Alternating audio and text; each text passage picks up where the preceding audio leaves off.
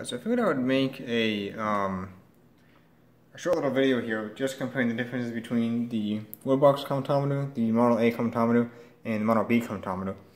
And the reason for that is because I already made a video comparing the differences from the Model A all the way up to the 3D11. I just didn't have the wooden one at the time I made that video. So I figured I'd just do a short little, this is more like an addendum to that video.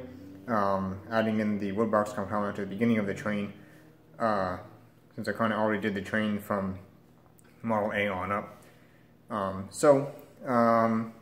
Let's start, there's a huge amount of differences between the woodbox and the Model A. The most obvious is the construction material. This has a wooden case, while this has a steel case, which was then coated in copper plated, and then brown lacquered. This one I have repainted because it was really bad. There was like a huge patch of scaly rust here and some more scaly rust up there. So because it looked like it came from the Titanic, I decided to just repaint it, and I think it looks okay. The Model B over there is original. You can see how the copper plating is showing through here. It actually looks like most of the lacquer is kind of worn off the top. You're going to see some of the shininess of the copper coming through. But originally that would not be shiny at all, just a dull brownish color.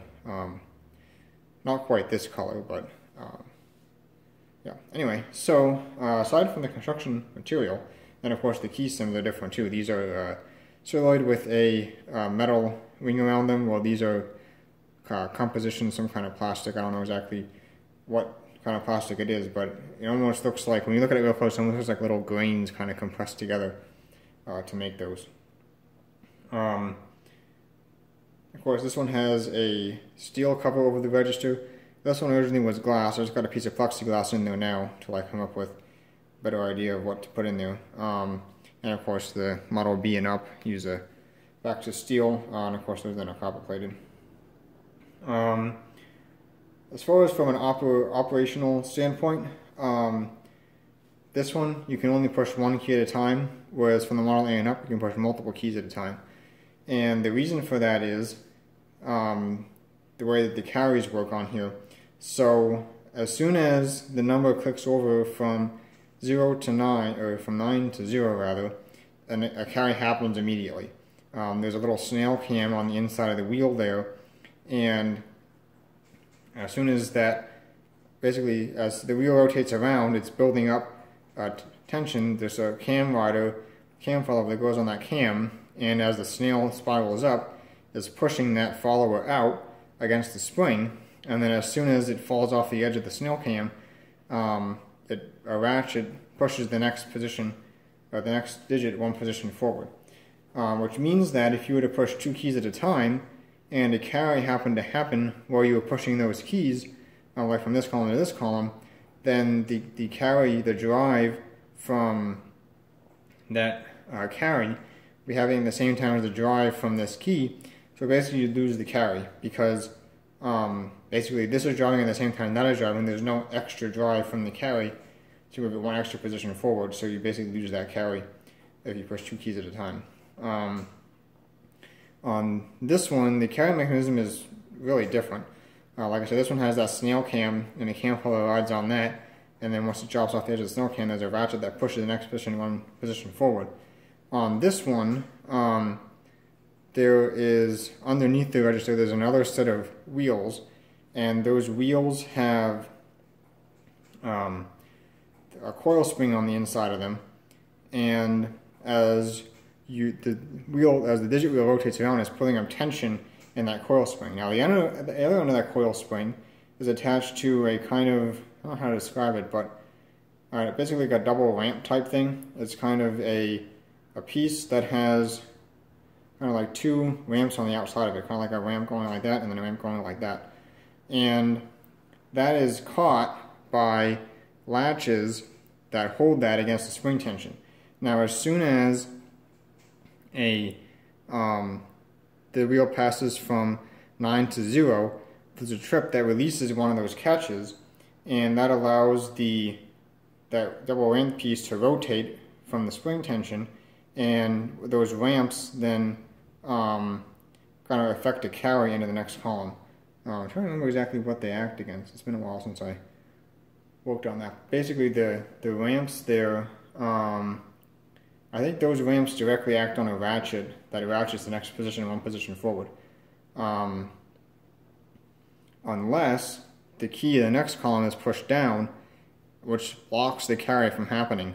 So basically that's what allows you to push multiple keys at a time, because if a carry happens from this column to this column while these two keys are being pressed, that carry will basically be held and prevented from happening until this key is released, and then the carry is released and is allowed to carry over, so that it makes sure that that carry is not lost like it would be on the wood one.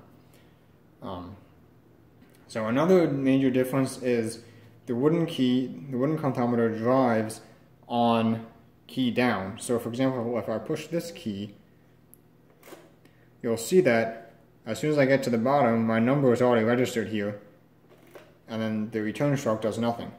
However, on this one, if I push this key, you'll notice that this number has not yet moved. Now as I release it, it actually drives it.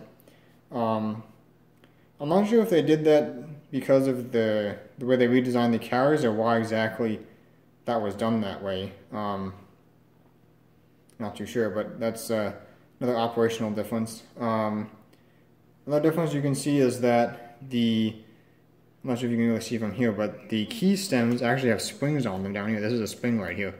And that's basically each key has its own return spring, in addition to the locking segment in the bottom having its own return spring. And a couple of reasons for that. One is some of these keys set up higher than the stop against that lever. So for example, if I push this one key, you'll see it moves a little bit before it would start to drive the register. So that spring keeps that key all the way up, versus it would be down farther if it was actually resting on that locking segment. I think the reason for that is just symmetry. Like for example, the 9 key has almost no play in it.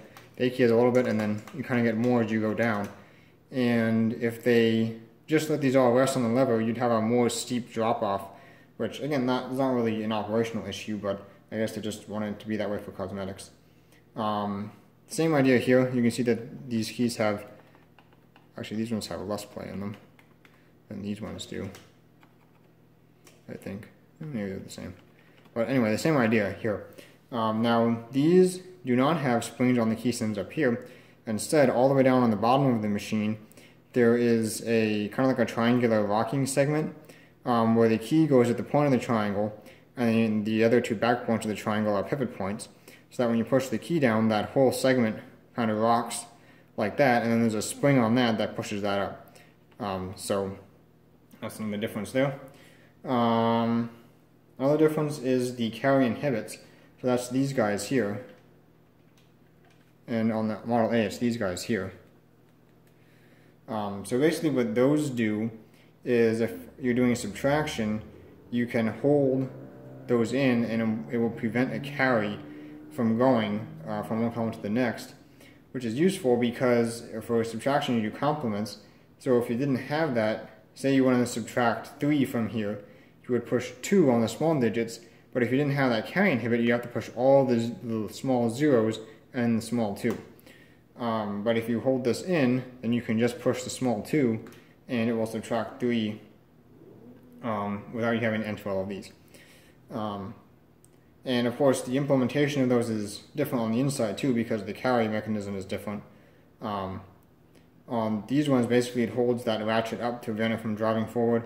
And I think it's a similar idea here too, but again, the whole ratchet structure is different. So of course a different implementation. Location of the serial number is different. On the Model A, it's right here. On the wood one, it's on the front of this plate here. I have to lift this up to show it to you. Of course, the clearing is different. On the Model A, it's just this handle, and that clears it out. On the wood one, you have to push this release lever here, then rotate this wheel until all the numbers reach 0. And of course, this wheel locks in, so that's another positive enhancement. So this will lock in and stop at the same time all these clear up to 0. So it's a bit more of an interesting way of clearing it versus the simple handle on the Model A there. Something else to mention is that the Model A has some oil holes here, and there's one on the side too, where this one does not have any oil holes. I guess there's not really much else to say, really. I mean, the basic principle behind the mechanism, of course, is the same. It's a rocking segment in there, same as in here. The overshoot protection is different too. So the overshoot protection, the idea behind that is if you push a key really fast and you get some momentum either to the digit wheel or to the rocking segment, it might want to, keep going after the key reaches the bottom and accidentally add more than you want it to. So in how they prevent that in this machine is on the very bottom of the machine, they have another rocking segment that runs along the bottom that when the key gets to the bottom of its stroke, it hits that rocking segment and pushes it down a little bit. And when that gets pushed down, it has a link that comes up to a pivoting thing here that has a finger on it, so that when the key reaches the bottom and pushes that rocking segment, it pulls that rocking thing up here down, and that pin goes into a cage in the digit wheel and locks the digit wheel from rotating anymore. And basically, as soon as the key reaches the bottom of its stroke, it instantly locks the digit wheel, so there's no possible overshoot. On this machine, it's different. It still has actual rocking segments, but instead of them being down in the bottom, they run in the same plane as the main rocking segment. It's just that they're on the opposite side of the key. So the main rocking segment is on this side, the right side of the key. The locking segments are on the left side of the key, and the key has two tabs, one on either side. So one tab on one side pushes the main drive rocking segment down, and the other tab on the other side, when the key gets to its determined bottom, pushes down on the locking segment, and that locking segment is attached to a rocker up here. But instead of that rocker putting a peg in a cage, that rocker puts a lock into a ratchet mechanism on the main rocking segment. So basically, on this one, the overshoot protection locks the digit wheel directly. On this one, the overshoot protection locks the main rocking segment directly. And of course, if the main rocking segment is locked, then that prevents any more drive from being transferred to the register. So that's another difference there. I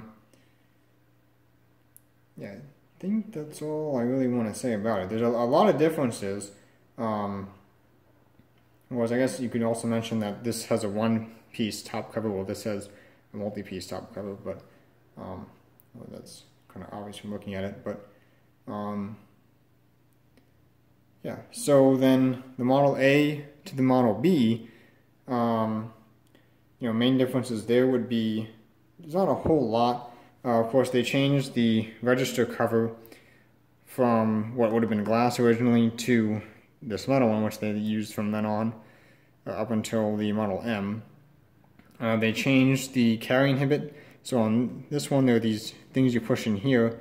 On Model B, there are these tabs that stick up, so a little bit easier to access with your thumb than these things are. So like on this one, you can push one with your thumb and push a key. On this one, you still can, but it's kind of hard to reach some of the keys. Whereas on this one, it's easier to reach all the keys. And on the Model B, they went back to one that's easier to reach all the keys using the thumb on these guys here. They also changed the position of the register.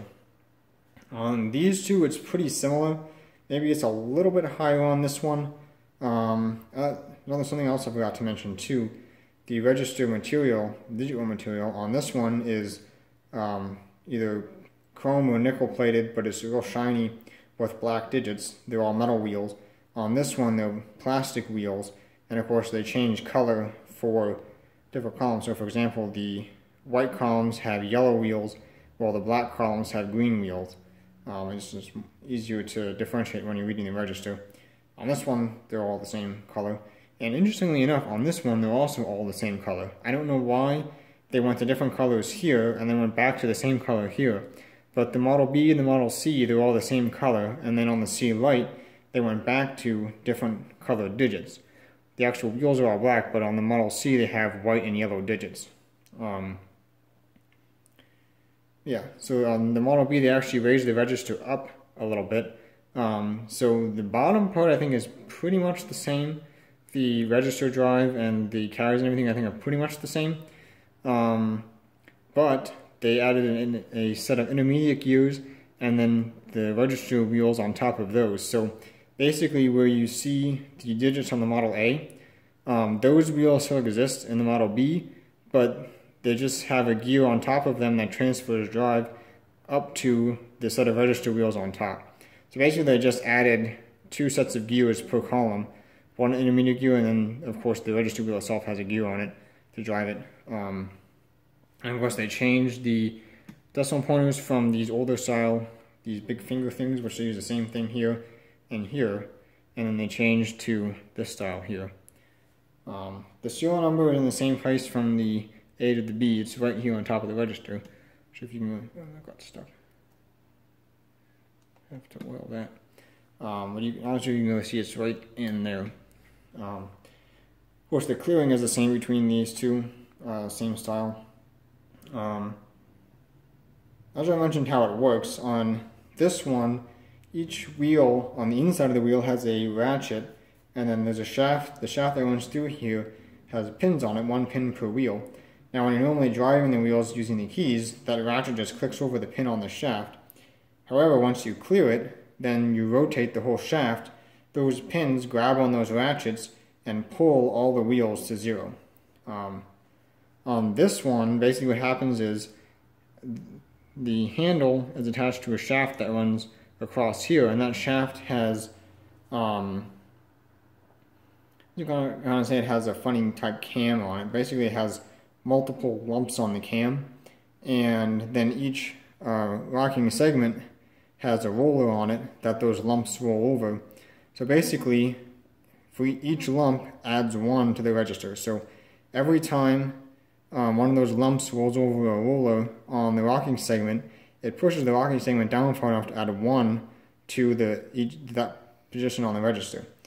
Then each register wheel has a pin on it, and as soon as you engage this handle, a set of arms come forward that will grab onto those pins. So basically what happens is it keeps adding 1 to each register position via that lumpy cam until the pin catches on that rocker that comes forward and stops it at 9. And once it stops at 9, then basically that holds that shaft down, because remember, these things drive on return. So if you hold the register wheel, basically that means that the rocker can't come back up, so it just stays down, and then it'll kind of slide past all the rest of the ratchets on that cam. So that allows all of these to stop at 9, except for the very first one, which will go all the way around and then stop at 0. And because it goes all the way around and stops at 0, that affects the carry. So all these stop at 9, this one goes all the way around to 0, and then the carry ripples all the way across the register and clears it out. And that's kind of the same thing here actually too, that those pins on there don't bring all these wheels directly to 0 because there's no way to stop the carry. So I think it would kind of bring them to the same position this does, or bring all of these to 9 and bring this one to 0, and then let the carry ripple all the way across and bring everything actually to 0. And then the same way that this one works, the Model B also works the same way. So yeah, I think that's about all I really want to say here. I think I covered pretty much everything I want to say. Oh, I do also want to mention that on this one, you can see that these last 2 digits are closer together. That's because this last column does not have a rocking segment or anything like that in it. All it has is the carry from this column to that column, and that's it. So they left a lot of pieces out of this last column. On this one, that's not the case. This is actually almost a fully functional column. I think they left out the overshoot rockers, but there's still a main rocker in here, rocking segment. So if you take this apart, you can actually push on that rocking segment and drive this last position, even though there's no keys in there. So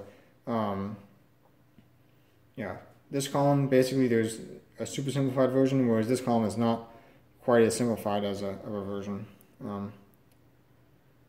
Yeah, I think that's about all I wanted to say here. Kind of just wanted to go over comparing how they changed from this model to this model, and then a little bit of change to that model.